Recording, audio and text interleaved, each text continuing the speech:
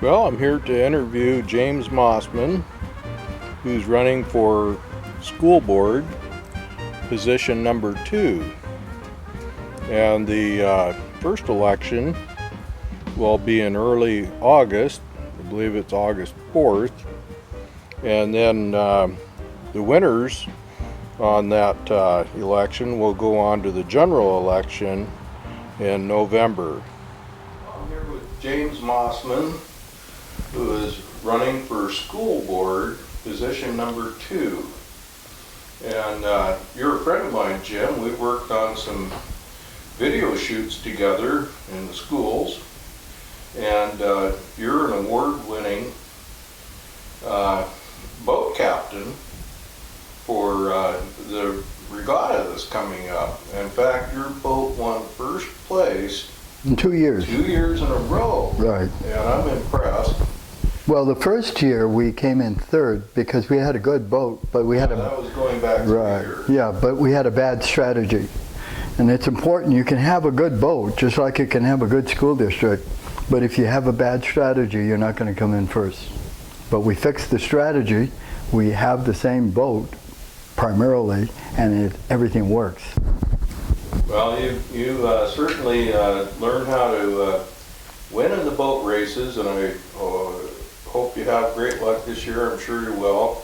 Anyway, why don't you tell us a little bit about your very basic beginnings and the background. I understand you're from Hawaii. That's right. I'm from Hawaii, and I'm from Waimanalo. That's a little town in Honolulu, and it's a town of around 3,000 people. And I lived there with my family and my 7 brothers and sisters. We all went to school, but unfortunately some of us didn't quite make it. Out of 8 children, only 4, 50%. That sounds about like Longview, huge dropout rate here. Right. Some of my brothers dropped out, some of my sisters dropped out, but 50-50, it was 50-50. And I'm the only one out of 8 to have an AA from Golden West College in psychology and sociology. I have a BA in psychology/sociology, and I have a master's degree in special education. I also have an administrative credential, K-12. I also have a teaching credential, K-12. I can teach social studies, history, economics, and I have, over the last 40 years, taught every grade level from kindergarten to high school. Here in Longview? No, not here in Longview. Here in Longview, I'm a sub. So I also teach from kindergarten to high school, but for the ABC School District in Cerritos, I taught kindergarten all the way up to high school. And there was a time when I first got my job, I taught kindergarten for the morning, and then I had to go to high school and teach geometry. So I did that for about a year. And the high school that I taught at was Whitney, and it was only for the gifted students that they had tested in, and this middle school, high school was for gifted children that go to the university. So I did that after lunch, but before lunch I had a lot of fun teaching in kindergarten. I went through kindergarten, and then I taught first grade, and I was promoted to second and third and fourth and fifth and sixth and seventh and eighth. So I did middle school and high school. I also taught adult education. And in adult education, I taught ESL. Those are people who were coming in from Iran who spoke Farsi. And I worked with a lot of people from Mexico who spoke Spanish. So I've had a lot of experience working with people from foreign countries. I understand that you have a master teacher designation. You were a master teacher? Right. I was a master teacher at California State College University in Long Beach, and I was a master teacher for special education, for elementary education, for middle school, and for high school. I took on all of those areas because that's my specialty. Because my experience working with children and students at all levels. Well, I'm very impressed. Not very many teachers can become a master teacher. Right. I also taught a class at Cal State Dominguez on research methods. And that class was for administrators and people going on to get their PhD. I helped them get their thesis statement and their dissertation ready.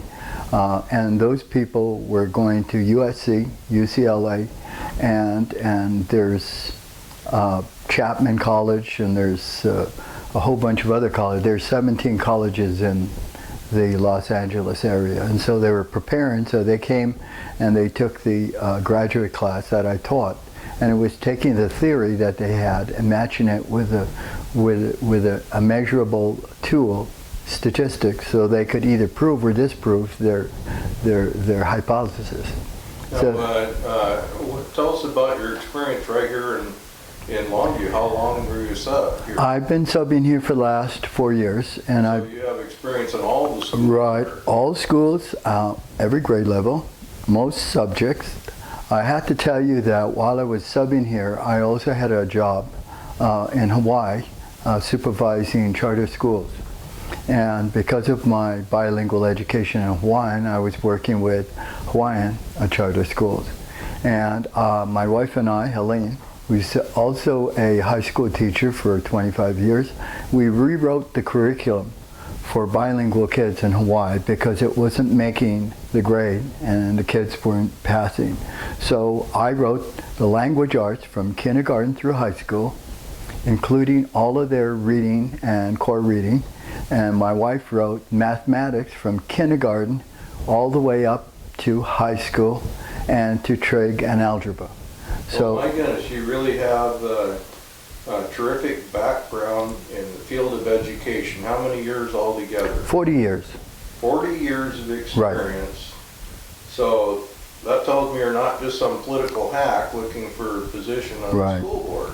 I also accepted a job in India. In India, the public schools don't quite function. They randomly pay their staff. So you never know when you're going to get paid. So sometimes the teachers work for 2 or 3 months without being paid. So most students who have parents who are wealthy or upper middle class go to private schools. So I took charge of 2 schools in Amritsar, Punjab, India. And their job is to educate the students in Hindi and English. My job was to make sure that the curriculum they received would be equal to, if not better than, American schools. Many of the Indians come to the United States and they want their children to be equal to, if not better. And so my job was to take a look at the curriculum, because they tend to be focused in certain areas of memorization. But I had to change some of the curriculum so that they would learn to explore the language and the math and the science like we do in the United States. You probably don't know it because people in the Far East love our schools because of the way it's set up. In India and places such as the United Kingdom, there is such thing as called class. You come from a certain class of people, and you stay that, and so if you're from the lower class, you might go to school, but you're not accepted. What people in Europe and also in Asia like is that a person with common background can become a billionaire. From common background. They can come from a common background and maybe not really rich, but sort of poor, but still be successful, such as our president. That sounds like you, Jim. Yeah, well, our president. Poor, right. Big family, and you used the GI Bill, didn't you? Right, I used the GI Bill, and I waited on tables, and my wife was a waitress. Second job to make. Right, because the amount of money you make on the GI Bill only covers your books and some of the tuition. And so, and because my wife was going to school at the same time, we both went to school and we both graduated a year apart. I graduated first, went out and got my job. She graduated next, went out and got her job. But she also raised 3 children. So she had a bigger job. She had to raise a kid while I was working and working in school. Well, I know that you're certainly not a lazy person here. You retired from a lifetime in education in California, and you come up here and you do a little bit of substitute teaching, and then I know you do a lot of volunteer work because you're in the Lions Club. Right. I've seen you on projects there. Right. And I've gone out with you on video shoots like the Monticello Success Night. Right, that's right. And this is unpaid, and I understand you even mow the lawn. Tell us about the lawn mowing. Well, what we have is we have a lot of elderly people, and when they get sick, and they're limited in their income and they have to spend money on medication, they don't mow their lawn. So what I do is I just go up and down the street, and if they haven't mowed it, I just mow it. Well, you mow it for one of the schools too, don't you? That's true. They didn't mow the garden area. Which school is that? That was in North Lake. They didn't mow the garden. Right up the street. Right.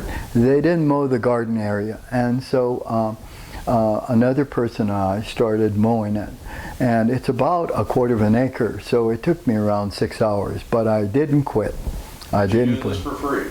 Of course, this is free, and I'm impressed with your volunteer service right. as well. Now, this school board, does it pay $1 million? No, it doesn't pay any money, but it gives me an opportunity to put my ideas into play. Well, you certainly have the background for it in education with 40 years, and being a master teacher and having been involved in a couple other, well, Hawaii is still our country, but it's almost, like what you were doing, almost a foreign country. And you say India? Right, India. So in India, my job was to make sure that the curriculum was equal to, if not better. And so I worked with the teachers, and we tried to start a school because Punjab is on the borderline to Pakistan.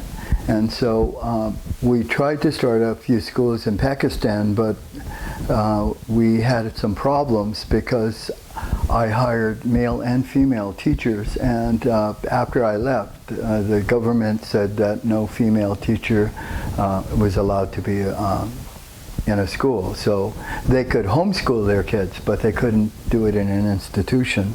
Well, it sounds to me like you'd be a tremendous asset to the school board with all your background. Now, are you going to be able to continue as a substitute teacher if you get this position? No, I can't, because so it's a contract. There goes part of your income. Right, that goes part of my income. You're actually sacrificing to, if you get this position, you would actually be sacrificing some of your income. Yeah, but on the other hand, I see things right now in the schools, and I'm a substitute, and I realize I'm a substitute. I'm not a regular employee, and I'm not privileged to certain information, but I have a problem. Being a master teacher, I'm always evaluating, so when I come back from my substitution, I write out an evaluation form on the lesson plans, the demeanor of the students, the behavior problems or lack of problems, maybe the behavior system to keep the people on task, the materials, the feedback on what the children are doing. So I write these evaluations because I've done this all my life. In LA, I worked for the Los Angeles County of Public Schools, and they hired me to go into the schools that were failing and work with the staff to bring up the scores. I would first spend 2 or 3 days with statistics only statistics. Next, I would interview the students, not the children, the students and the parents for feedback. I'd check on homework, where they were, and then I would interview the teacher and the building leader or the principal. And my last interview was with the building leader, the principal, and the superintendent. So when we discuss strategy, and we're talking about strategy at every level, sometimes the teachers weren't there. It just depended on whether or not they would accept my strategy. As soon as they did, then the teachers were involved too. So you have every level, from the superintendent down to the classroom teacher. We would sit there and discuss what we did before, what the outcome was, and their input on what could change. I find that teachers know the answers and solutions to their problems, but sometimes they're intimidated by the administration. In this area, there weren't, because the superintendent was there, the principal was there, the teachers were there. There was no intimidation because we were all working on the same situation, and the goal was that the students succeed. I think that's the most efficient way. The superintendent cannot be an obscure, distant person. That person has to be sitting right at the table when we write out the strategies and we develop the learning plan for the whole school, and we develop everything from how much time they'll spend on the playground, to lunchtime, to homework, to contracts. And this is important. All of the schools that I was involved in, I convinced them to write a contract. They wrote a contract between the parent, the student, and the teacher. That contract was reviewed by the principal. All of them signed the contract. The student, the teacher, the principal, and the parent. And so if there was any problem, the teacher would call first, and then if that didn't work, then the principal would call, and then if that didn't work, the superintendent would call. Well, so this would probably help the dropout rate if we did definitely. Like that around here. We can see that if you give kids, even from poor homes, a good education between kindergarten and 4th grade, they will not drop out of middle school or high school because they have the tools to succeed. Well, I understand that we have a really huge dropout rate, something like 40–45%. Oh, well, I mean, that's it's true. Horrendous in this area. And when I went to school, of course, that was getting close to 50 years ago now. I remember when I graduated in 1964, on our commencement list, we had 299 people from RA Long in 1964. And I heard today that Mark Morris had even bigger classes, about 100 kids more. And then I heard a week or two back that back in that era, Kelso also was larger, about 375 or so. And when I went to RA Long, you only had 3 grades. And the other grades below that were at Monticello. And when I was in the 6th grade, it was, I understand, the only year that Kessler had just 6th grade only. Right. So we had a lot more population, and now they're saying that the student population is so much less that they're considering shutting down some of the schools and consolidating because they get paid by the number of students, how much money they receive. Right, they receive ADA, or average daily attendance. And I see that you're against the merger. oh yes, definitely. Now is reasoning because it doesn't make financial sense, or is it because you don't think their kids are going to get as good an education, or why are you against it? Well, I was on the strategic planning board to study the schools and the number of openings or empty space, and so I was on the general committee of around 40 people from the community, and then I was elected to be on the 10-person committee. And during that time, I was given statistics about square footage, number of students per square feet, roofs and boilers and things like this. At the time, we were supposed to bring back a recommendation to the larger group. And that larger For the group, school board or what? yeah, well, the larger group that volunteered to look into this issue. So this larger group of around 40 people were waiting for our recommendation.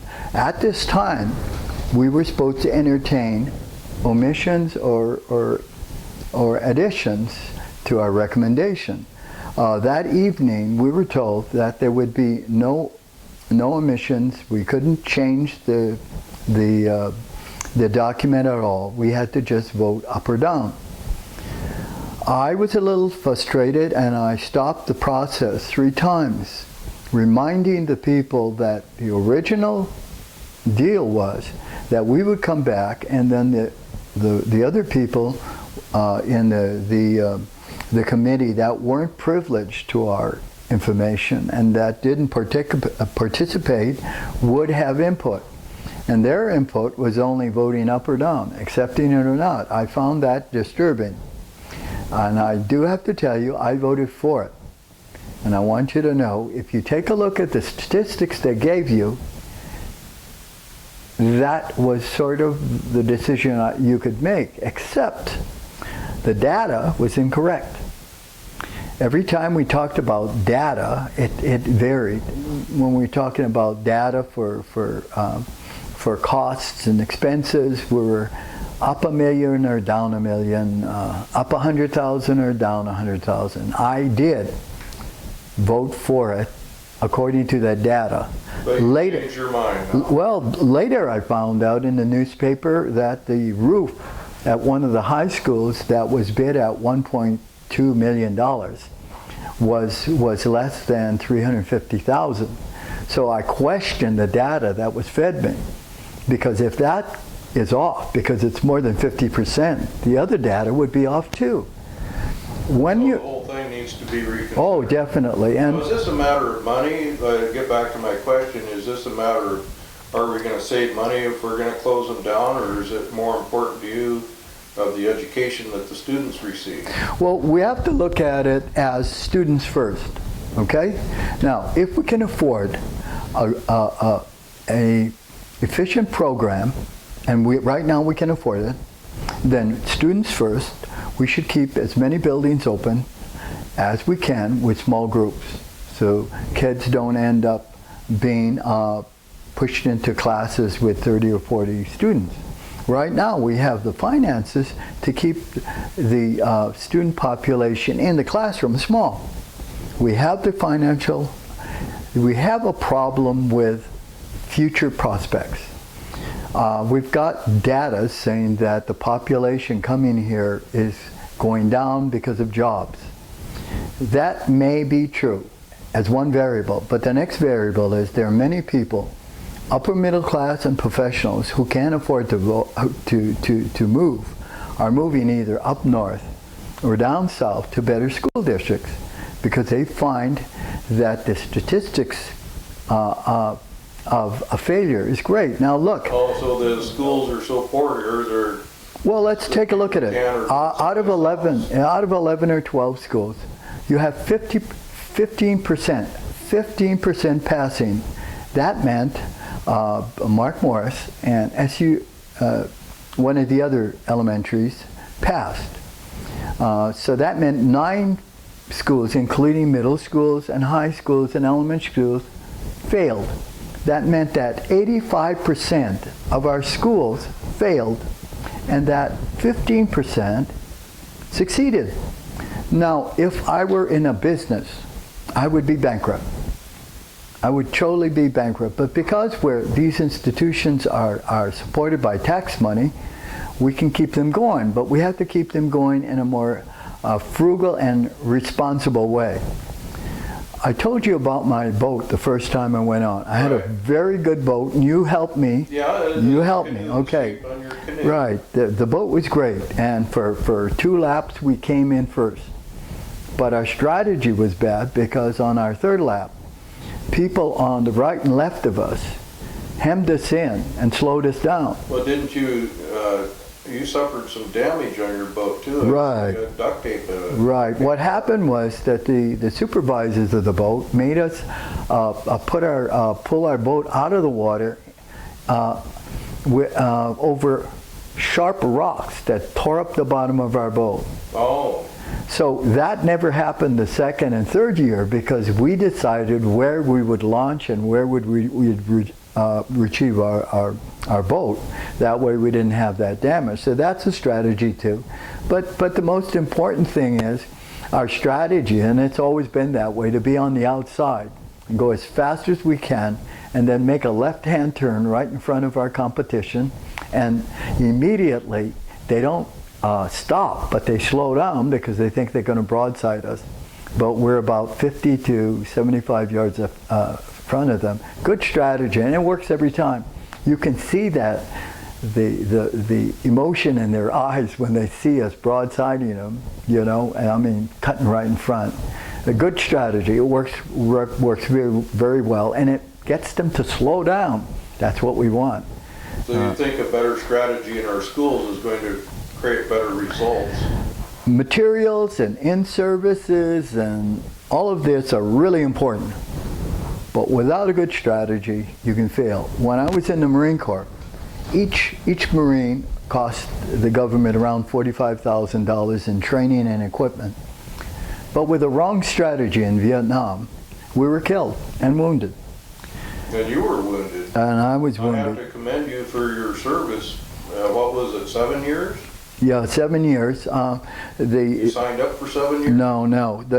People don't understand that Abraham Lincoln signed into order an emergency policy for armed forces. Once the president signs it in, you can be kept in the service indefinitely. So you signed up for how many years to begin with? 4. 4 years. I was extended to 7. But you saw some heavy duty activity over there. I was in combat. I came back and I was. You were wounded. Right. I was a drill sergeant. I ran the weapons ranges at Camp Pendleton. I was, because of the shortage of officers, I ran all of the ranges as an E5. I was asked to come back and stay in the Marine Corps, but I decided the war wasn't going very well and our strategy was poor. So I went back to school. Well, I certainly have to commend you for being a hard worker. You signed up, you volunteered and joined the Marine.